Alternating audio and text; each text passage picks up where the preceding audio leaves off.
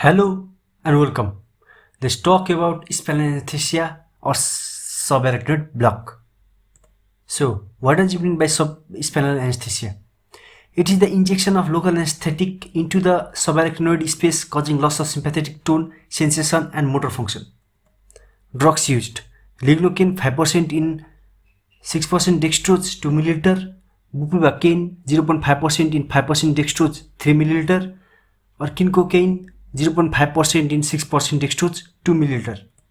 Now position is given here, which is the lateral decubitus position, and the types include caudal up to L5, low spinal up to L7, mid spinal up to T10, high spinal up to T6, and unilateral spinal.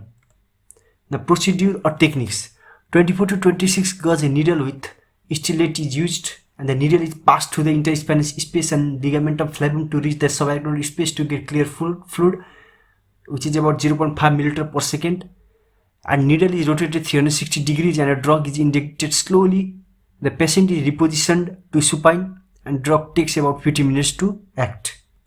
The indications: in case of abdominal and vaginal hysterectomies, cesarean sections, hernia, piles, orthopedic surgeries on the pelvis, femur, tibia and the ankle, prostatectomy, nephrectomy, cholecystectomy and trauma surgery on the lower limbs, especially if the patient is full stomach. Now advantages: patient remain conscious, economical, hypotension reduces the bleeding, adequate relaxation is achieved, and respiratory complications are less.